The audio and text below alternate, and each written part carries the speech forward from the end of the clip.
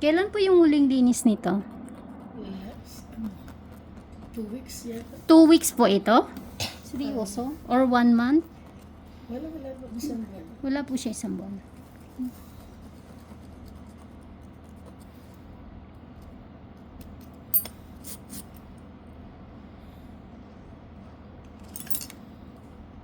Ano po yung tubo? Ano po natin yan mamaya. Ay.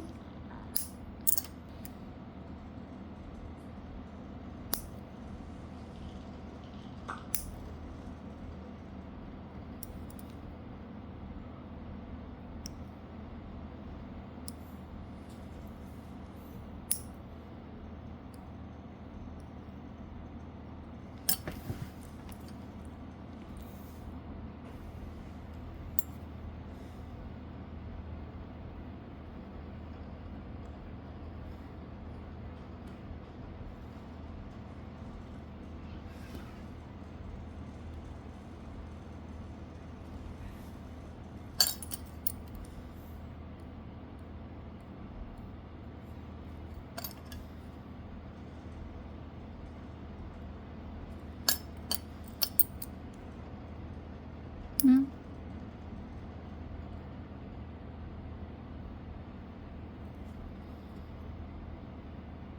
Ma'am, magsabi ka po ha.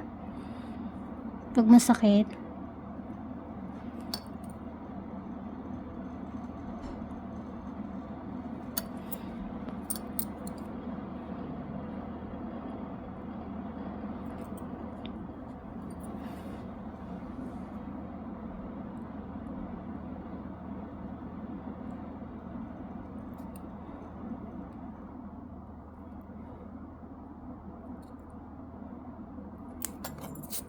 Balikan ko yan.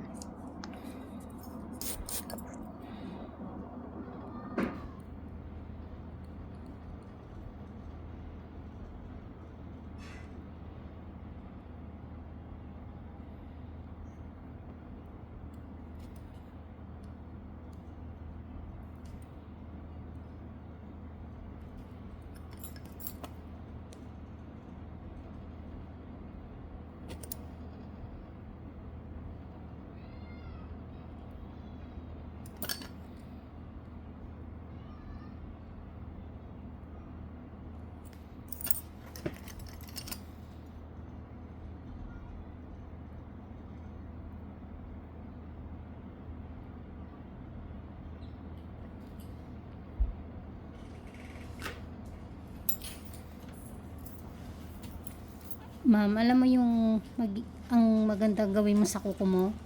Pahinga ka sa palinis. Magpahinga ka. Para lumapad ulit yung kuko mo. Wala pa akong nakikitang ingrown. Konti lang. Yung mga natatanggal po sa inyo ay kabuuan ng kuko nyo. Hindi po ingrown. So, ano po pa ng dead skin niya eh? Yung dry skin po, opo, ato, natatanggal naman. Yung kuko po, palaparin nyo muna. Maliit na po yung kuko nyo, kawawa na. Wag po, kung magpapalinis man kayo, wag kayong magpapabawas ng kuko. Siyempre, ayaw nyo yun. Kasi gusto nyo matanggal pa rin. Di ba po?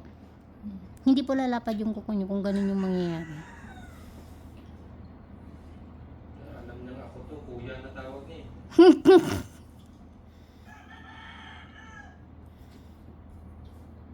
Oo, kasi tawag ko sa kanya sis eh.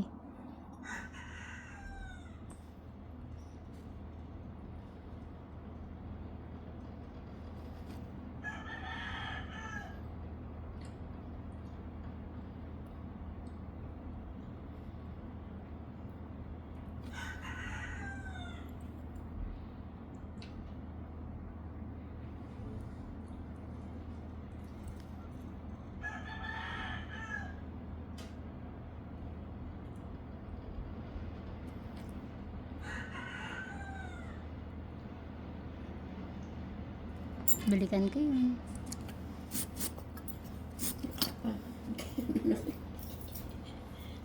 Kasi ito mamo. Ayan, malambot na oh. Kumbaga panibagong kuko na po ito. Ito, hindi na po dapat to tatanggalin. Para lumapad, bumalik sa dati.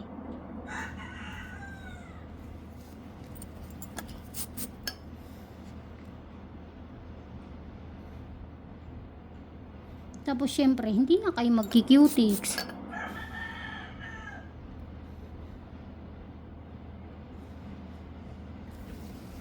Nagkahanap pa ako siya kasal sa 17.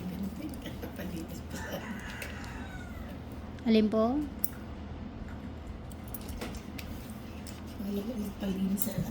Nagkahanap ako sa kasal sa Nang ikakabuti ng So, kuko hindi nyo. na palilinis. Ano na lang. Opo, ma'am. Kung kaya nyo pong i-brush-brush yung kuko nyo lagi kada maligo kayo para malinis tignan siya, yun na lang ang gawin nyo. Kaysa naman sige kayo magpalinis. Oo nga, maganda yung cutics, nakapagka-cutics kayo. Kumusta naman yung status ng kuko mo?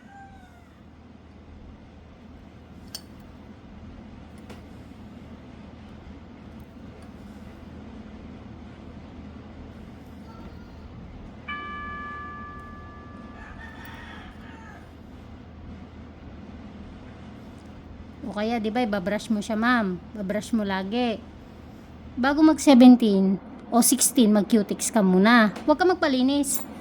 Kung kaya nyo naman, kung kaya nyo lang, na kayo magpahid ng cutics, gawin nyo. Tapos, pagkatapos ng ganap, tanggalin nyo. Kasi kung gusto nyo pong makarecover yung kuko nyo at babalik sana, ang ganda oh. Yun lang talaga problema. Oo, kasi po ito po talaga yung madalas na overcut. Wala po akong magagawa dyan kundi yun po yun. Yun yung advice ko.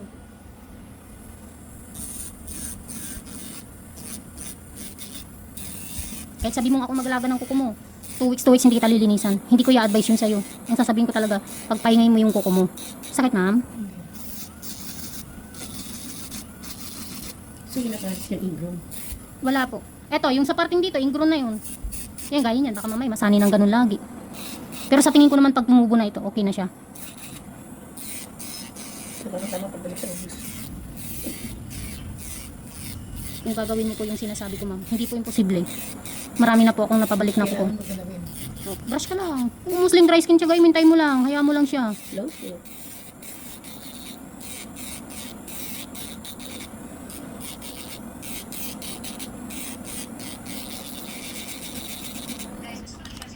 Yun nga parang pumapasok eh. Ano, sa Eto po. Yun nga, oo. Eto. Pero iyon nga po sinabi ko. Kung halimbawa ito po, magiging kuko, sana, eto ayos na. Buo na siya. Kasi nga po, may punggos na yung kuko mo eh. Sa tingin ko yung pagka, ano ng punggos ng kuko mo, madalas na paglilinis na nasasaktan. Lagi nga.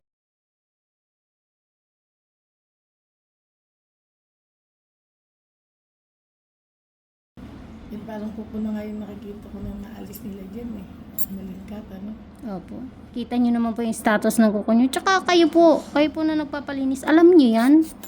Kung hanggang saan laang yung tatanggalin.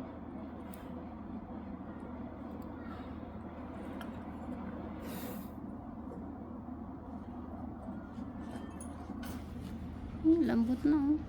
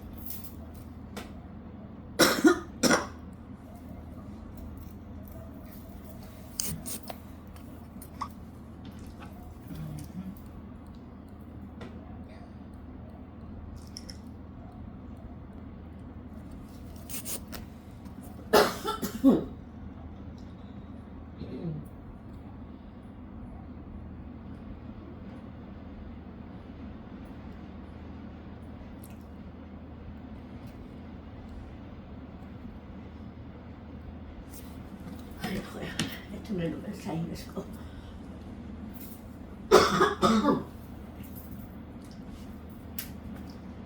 Asko, yung toilet paper paper, yung nasa kotse.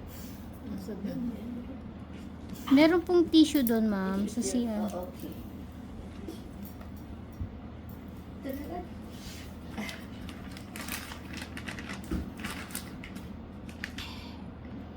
Sisingot lang. Kaya mo siya naman. Yes. Pag Kasi, ganito mainit, ano si Chinese ko?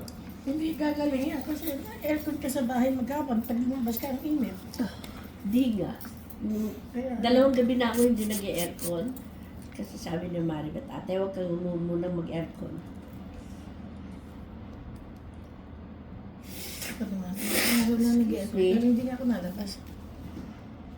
Hanggang gabi na yun. Gabas ko umaga. Pagpatay ko ng aircon, alisin ko. Yun dahil. Alam mo siya niya. Doon kami napakita ng palengke. ma'am, sabihin pag masakit, try ko pang ikat, ha? Okay.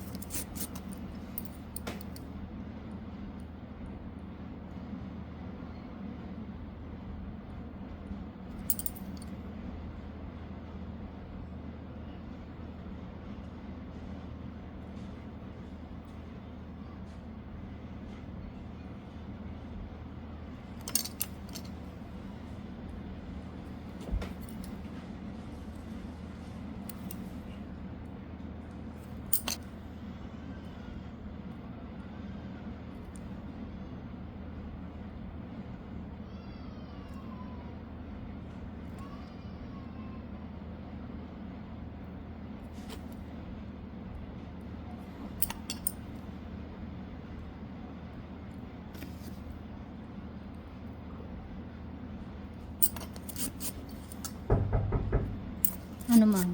Kung okay ba yung kuko mo? Wala. Umayos na yun yan.